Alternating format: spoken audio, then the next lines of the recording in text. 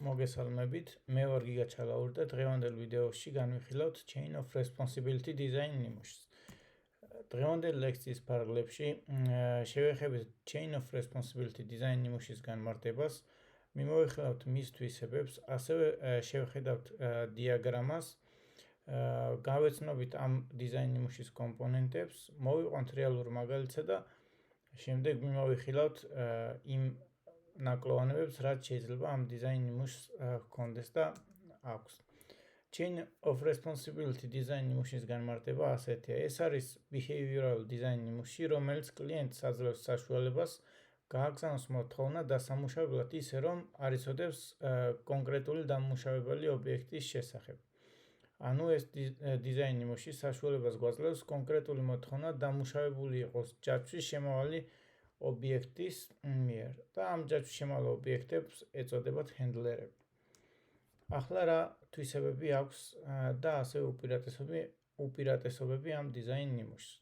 Loosely coupling-ი, ანუ ეს ნიშნავს იმას, რომ მოთხოვნის გამგზავრება არ იცის თუ ვინ დაამუშავებს მის მოთხოვნას. აგრეთვე მომთხოვნის დამუშავებელს არ სჭირდება გაიგოს როგორ არის მოთხოვნა გაგზავნილი. Dynamic chain, ანუ დინამიური ჯაჭვი. პროგრამის მიმდინარეობისას ჯაჭვის ცვლილება მარტივია, ანუ runtime-ში ადვილად გვაქვს იმის შესაძლებლობა, რომ დავამატოთ ან წავშალოთ კონკრეტული მოთხოვნის დამუშავებლები ან დამუშავებელი კოდის ძირითადი ნაწილის ცვლილების გარეშე, ანუ main body of კოდის ცვლილების გარეშე. ასევე Chain of Responsibility Design ნიმუშის ერთ-ერთი თვისება არის SRP, ანუ Single Responsibility Principle. ჯაჭვის მოთხოვნის თითოეულ დამუშავებელს აქვს მხოლოდ ერთი დავალება, დაამუშავოს მოთხოვნა ან გადაამისამართოს მის შემდგომ დამუშავებელთან. Sequential order-ი, ანუ მიმდევრობა გულისხმობს იმას, რომ მოთხოვნები ჯაჭვში ერთმანეთის მიყოლებით გადადის. თითოეულ დამუშავებელს აქვს შესაძლებლობა დაამუშავოს მოთხოვნა კონკრეტული თანმიმდევრობით, რაც ასევე უზრუნველყოფს ხადია თანმიმდევრობას. და ამ დიზაინ ნიმუშის დროს გვაქვს ეგრეთ წოდებული fallback მექანიზმი. ანუ თუ მოთხოვნას არც ერთი დამუშავებელი არ ამუშავებს, ჯაჭვში შეუძლია ჩართოს ეგრეთ წოდებული სარეზერვო ვარიანტი. ეს ნიშნავს, რომ არსებობს რაღაც ნაგულისხმევი გზა იმ მოთხოვნების დასამუშავებლად, რომლებიც სხვაგან არ ჭდება, ანუ იმ მოთხოვნის დასამუშავებლად, რომელიც არც ერთ handlers, ანუ დამუშავებელს არ შეუძლია დაამუშავოს. ახლა რომ შევხედოთ დიაგრამას, როგორ გამოიყურება Chain of Responsibility Design ნიმუშის დიაგრამა. ჩვენ გვაქვს კლიენტი, რომელიც მოთხოვნას აგზავნის handler-თან. Handler-ი არის როგორც წესი ინტერფეისი და აქვს ერთი მეთოდი handle request. ხოლო ამ handler interface აქვს კონკრეტული, მაგალითად concrete handler 1, concrete handler 2 და თითოეულ კონკრეტულ handlers, ანუ კონკრეტულ დამუშავებელს აქვს მიმთითებელი successor-ზე, ანუ მის შემდეგ დამუშავებელზე ჯაჭვში. მაგალითად, თუ კონკრეტულ concrete handler 1 შემდეგი დამუშავებელი არის concrete handler 2, მას ექნება მიმთითებელი concrete handler 2-ზე. ეხლა ეს ყველაფერი რომ ადვილად წარმოვიდგინოთ, შევხედოთ, ჯერ განვიხილოთ კომპონენტები და შემდეგ უკვე კონკრეტულ მაგალითზე გადავიდეთ. Handler interface-ი ან აბსტრაქტული კლასი, როგორც თქვენ გირჩევნიათ დაპროგრამებისას, არის ის კლასი ან ინტერფეისი, რომელიც განსაზღვრავს მოთხოვნის დამუშავების საერთო ინტერფეისს. ის როგორც წესი მოიცავს handle request მეთოდს ან process ან როგორც გსურთ ისე დაარქმევთ მეთოდს სახელს. შემდეგ გვაქვს კონკრეტული handler კლასი, როგორც დიაგრამაში ვნახეთ, ანუ concrete handler. ეს კლასები ახორციელებენ handler ინტერფეისის იმპლემენტაციას და უზრუნველყოფენ მოთხოვნების დამუშავებას სპეციფიური იმპლემენტაციით, ანუ თითოეულ კონკრეტულ handlers, კონკრეტულ დამუშავებელს, concrete handlers აქვს მითითება ჯაჭვის შემდეგ დამუშავებელს. და კონკრეტული handler-ი, ანუ კონკრეტული დამმუშავებელი წყვეტს დაამუშავოს კონკრეტული მოთხოვნა თუ გადასცეს მის შემდეგს. ან შეიძლება დაამუშავოს რაღაც ნაწილი და შემდეგი ნაწილი გადასცეს შემდეგს. და ასევე გვაქვს კლიენტი, ანუ გამოძახებელი და კლიენტი არის კლასი, რომელიც იწყებს მოთხოვნას და ასევე იწყებს მოთხოვნის დამუშავების ჯაჭვს. ანუ კლიენტი გადასცემს პირველ, ასე ვთქვათ, handlers მოთხოვნას და შემდეგ უკვე ჩვენი დიზაინში აკეთებს საქმეს. ეხლა ეს რომ კარგად წარმოვიდგინოთ, აი აქ მაქვს Java-ზე მაგალითი, რომელსაც chain package, ანუ დირექტორიაში მაქვს ორი package-ი. ერთი არის request-ი, მოდით შევხედოთ როგორ არის request-ი. Request-ი არის budget request-ი და შემდეგ handler-ები. თუმცა სანამ მიმოვიხილავთ კოდს, რაში მდგომარეობს ამოცანა. ანუ რეალური მაგალითი მდგომარეობს იმაში, რომ ვთქვათ, მუშაობთ რომელიღაც კორპორაციაში, რომელიც თანამშრომლებს თავაზობს ყოველწლიურად ცოდნის გაღრმავების ბიუჯეტს, რომელსაც educational budget-ს ეძახიან. და ეს ბიუჯეტი არის, რა თქმა უნდა, თითოეული თანამშრომლისთვის განსაზღვრული. თუმცა თითოეულ თანამშრომელს, რომელსაც სურვილი აქვს გამოიყენოს ეს ბიუჯეტი, ვალდებულება აქვს მოთხოვნა გააგზავნოს საკუთარ მენეჯერთან, line manager-თან და ამ მოთხოვნის დამუშავებასაც აქვს თავისი წესები. მაგალითად, თუ მოთხოვნილი კურსი, კონფერენცია ან რაიმე წიგნი ღირს პირობითად 500 ლარი ან ნაკლები, მაშინ თანამშრომლის უშუალო მენეჯერს, line manager-ს ერთპიროვნულად შეუძლია მოთხოვნის დაკმაყოფილება. ხოლო თუ მოთხოვნილი კურსი, კონფერენცია, წიგნი ან ასე შემდეგ ღირს 500 ლარზე მეტი, მაგრამ 1000 ლარი ან ნაკლები, ანუ 500 ლარზე მეტი და 1000 ლარი ან ნაკლები, მაშინ თანამშრომლის გარდა, ანუ თანამშრომლის უშუალო მენეჯერის გარდა მოთხოვნა უნდა დააკმაყოფილოს პირობითად დეპარტამენტის ხელმძღვანელმა.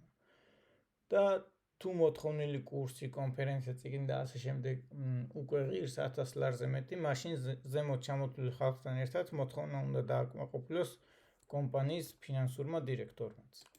ეხლა რომ შევხედოთ მოთხოვნას, ანუ budget request-ი არის უბრალოდ record-ი, რომელიც შეიცავს ორ ველს, descriptions და amounts და გვაქვს budget handler. გვაქვს process request method, რომელსაც გადაეცემა budget request-ი და გვაქვს next handler-ი, რომელსაც ანუ პარამეტრად აქვს budget request handler ტიპის ობიექტი. და გვაქვს სამი კონკრეტული handler-ი. მოდი პირველი მივყვეთ line manager handler-ი. მოდი წავშალოთ. ეს კლასი აღარ გვაქვს. line manager handler-ს იმპლემენტაციას უკეთებს budget request handlers და ასევე აქვს ველად budget request handler-ის მიმთითებლის ტიპი next handler. და შესაბამისი სეტერი next handler-ზე და next handler-ი ასევე შეიძლება გადაეცეს კონსტრუქტორის სახით. თუ რატო გვაქვს სეტერიც და კონსტრუქტორიც, ამას ცოტა ხანში ვნახოთ. და გვაქვს კონკრეტული მეთოდი, რომელიც override-ია process request და ვაკეთებ შემდეგს, ანუ request-დან ვიღებთ amounts, თუ amount-ი ნაკლებია ან ტოლი 500-ზე, მაშინ წერთ, რომ requested budget is less or equal to 500, so as a line manager I can approve your request. თუ 500-ზე მეტია, მაშინ წერთ, რომ ანუ ამ კონკრეტულ მაგალითში მარტო კონსოლში გამოგვაქვს შედეგი, რომ as a line manager I approve, but requested budget requires additional approval. ანუ მე როგორც line manager-ი გაძლევ approves, მაგრამ ეს მოითხოვს დამატებით approval-ს და ნახეთ რა ხდება next handlers ანუ გამოძახება ხდება next handler process request და გადაეცემა იგივე request. შემდეგი იყო დეპარტამენტის დირექტორი. აქაც იგივე პრინციპია, იმპლემენტაციას უკეთებს budget request handler interface. გვაქვს კონსტრუქტორში გადაცემული budget request handler-ი, იმიტომ რომ გვაქვს next handler-იც და setter-იც და შესაბამისი ლოგიკაა, რომ თუ 500-ზე მეტია და 1000-ზე ნაკლებიან ტოლი, მაშინ წერთ, რომ როგორც დეპარტამენტის დირექტორს შემიძლია ამ request-ის დაკმაყოფილება, ხოლო თუ 1000-ზე მეტია, უწერთ, რომ როგორც დეპარტამენტის დირექტორი ვაკმაყოფილებ შენს მოთხოვნას, თუმცა შენი მოთხოვნა მოითხოვს დამატებით approves დადასტურებას და ვიძახებთ მეთოდს next handler process request და გადაეცემა request. და რაც შეეხება შემდეგი იყო financial manager handler-ი, აქაც იგივე პრინციპია budget request handlers იმპლემენტაციას უკეთებს. გვაქვს შემდეგის მიმტითებელი, მიუხედავად იმისა, რომ ჩვენ დასმულ ამოცანაში არ გვაქვს შემდეგი დამუშავებელი. გვაქვს next handler-ი და ანუ setter-ი და გვაქვს process request-ი, ანუ აქ დამატებით ვამოწმებთ თუ description-ი არის null-ი ან ცარიელი string-ი, მაშინ წერთ რომ თქვენი request-ი არ არის, თქვენი მოთხოვნა კარგად არ არის ახსნილი და ვარ eject-ებ და congratulations, ანუ სხვა შემთხვევაში ყველა ვარიანტში ვადასტურებ. ეხლა წავიდეთ main-ში, ანუ ეგრეთ წოდებულ client-ში. შევქმნათ ასეთი request-ი, design pattern course request-ი, რომელსაც აქვს რაღაც განსაზღვრება, ანუ description-ი, განმარტება და big decimal 60, ანუ კონკრეტული კურსი, პირობითად ღირს 60. ანუ ეს ამას დააკმაყოფილებს მხოლოდ line manager-ი. გვაქვს სამი budget request handler interface-ის მიმტითებლის ტიპი, მაგრამ ობიექტები გვაქვს financial manager handler-ი, department director handler-ი და line manager handler-ი. თუ დააკვირდებით financial manager handlers next handler-ი არ ყავს. Department director handler-ის next handler-ი არის financial manager handler-ი, ხოლო line manager-ის next handler-ი არის department director handler-ი. და ეხლა რო გავუშვათ ეს კოდი, პირველი მაგალითი რა არის, ანუ new request-ი შემოდის და დამიმუშავე design pattern-ების კურსი. მოდი ეს დავაკომენტაროთ ცოტა ხნით და გავუშვათ ეს კოდი. მივიღებთ რომ new requested budget is less or equal to 500, so as a line manager I can approve your request. მოდი ახლა ეს კომენტარი მოვხსნათ და შეგვიძლია ეს ნაწილი დავაკომენტაროთ და გავუშვათ, ანუ შემდეგი request-ი რა არის.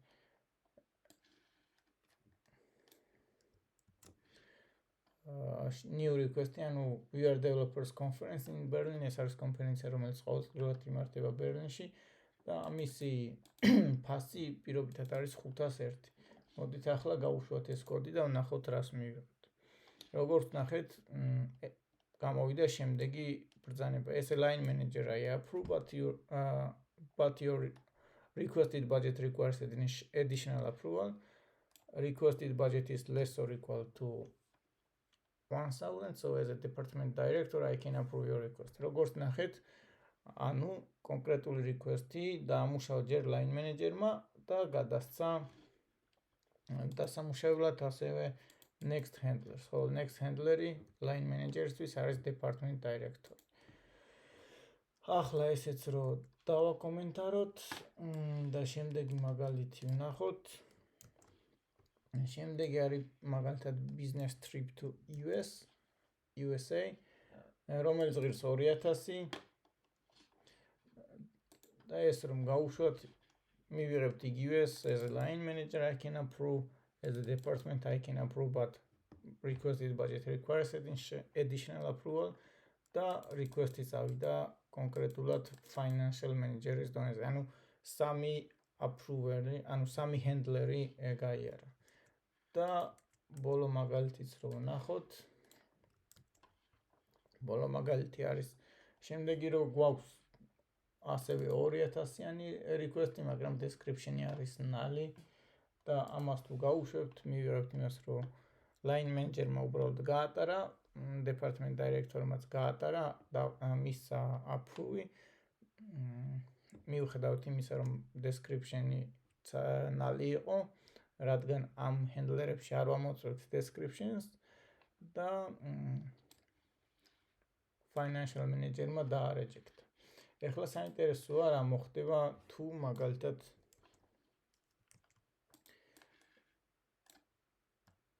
ანუ financial manager-ი ყველა შემთხვევაში ან approves აძლევს, ან არეჯექტებს. შეგვიძლია გაგვეკეთებინა ისე, რომ financial manager-საც რაღაც განსაზღვრული ბიუჯეტი აქვს, მაგალითად 5000 და მერე ეგრეთ წოდებული fallback მექანიზმი ჩაგვერთო ჩვენს მაგალითში. ეს შეგიძლიათ თქვენ ცადოთ, მაგალითად თუ 5000-ზე მეტია მოთხოვნილი, მაშინ დაარეჯექტებს და გადაამისამართებს მაგალითად line manager-თან. რო line manager-მა მაგალითად როგორ წარმოვიდგინოთ, რომ თანამშრომელთან ერთად გაიარა რამდენად საჭიროა ეს კურსი ან ასე შემდეგ. ეს იყო კოდი ჩვენ რეალურ მაგალითზე. ახლა შევეხოთ design ნიმუშის ნაკლოვანებებს. რა თქმა უნდა, ეს design ნიმუში როგორც შევხედეთ, საკმაოდ მოხერხებულია გარკვეული ტიპის ამოცანებისთვის, თუმცა ეს არ ნიშნავს იმას, რომ ამ design ნიმუშს არ აქვს ნაკლოვანებები. პირველი ასეთი ნაკლოვანება შეიძლება იყოს ის, რომ ჩვენ უნდა ვიყოთ პასუხისმგებელი იმაზე, რომ ჯაჭვი არის სწორად აწყობილი. წინააღმდეგ შემთხვევაში არსებობს შანსი, რომ ზოგიერთი მოთხოვნა საერთოდ არ დამუშავდება, რაც აპლიკაციაში მოულოდნელ ქცევას გამოიწვევს და ამის დებაგინგი საკმაოდ რთული შეიძლება გახდეს. ასევე თუ ჯაჭვი ძალიან გრძელია და მოთხოვნას მოუწევს რამდენიმე დამუშავებლის გავლა, ამან შეიძლება გამოიწვიოს პროგრამის წარმატების ხარისხის დაცემა. ანუ ჩვენ კონკრეტულ შემთხვევაში გვქონდა მაგალითი, რომ 3 დონე გაიარა, მაგრამ თუ ჩვენ ისე ჯაჭვს ავაგებთ, რომ მოთხოვნა გაივლის მაგალითად 100 ან 150 დონეს, თეორიულად ვამბობ, ეს performance რა თქმა უნდა დააგდებს და თითოეული მოთხოვნის დამუშავების წარმატება შემცირდება. და იმ ფაქტმა, რომ ჯაჭვში რამდენიმე დამუშავებელი შეიძლება იყოს და ერთმა კონკრეტულმა მოთხოვნამ რამდენიმე დამუშავებელი გაიაროს, შეიძლება გამოიწვიოს დებაგინგის გართულება. გარდა ამისა, ჯაჭვის მართვა და ხელშეწყობა, ანუ ეგრეთ წოდებული maintenance-ი შეიძლება გახდეს უფრო რთული მაშინ, როცა ჯაჭვი დინამიურად იცვლება runtime-ში. მაგალითად, პროგრამა თუ გაეშვება, მერე რაღაც input-ზე თუ ვართ დამოკიდებული და კონკრეტული input-ი თუ შემოვიდა ჩვენს პროგრამაში, ამის შემდეგ line manager handler-ის შემდეგი, ანუ next handler-ი იყოს არა department director-ი, მაგალითად financial director-ი ან ნებისმიერი სხვა. თუ ასეთ რამეებს ვაკეთებთ runtime-ში, ამან შეიძლება ჩვენი პროგრამის maintenance-ი გაართულოს. და დღეისთვის, ანუ სულ ეს იყო, ეს design ნიმუში, chain of responsibility design ნიმუში არის ერთ-ერთი მარტივი behavior design ნიმუში, რომელიც როგორც განვიხილეთ, გარკვეულ უპირატესობებს გვაძლევს კონკრეტული ამოცანებისთვის, მაგრამ აქვს თავისი ნაკლოვანებებიც. რა თქმა უნდა, მას აქვს საერთო სხვა design ნიმუშებთან, მაგალითად command design ნიმუშთან, რომელიც ერთ-ერთი შემდეგი ლექცია იქნება. დღეისათვის სულ ეს იყო, მადლობას გიხდით ყურადღებისთვის და შევხვდებით შემდეგ ლექციებზე.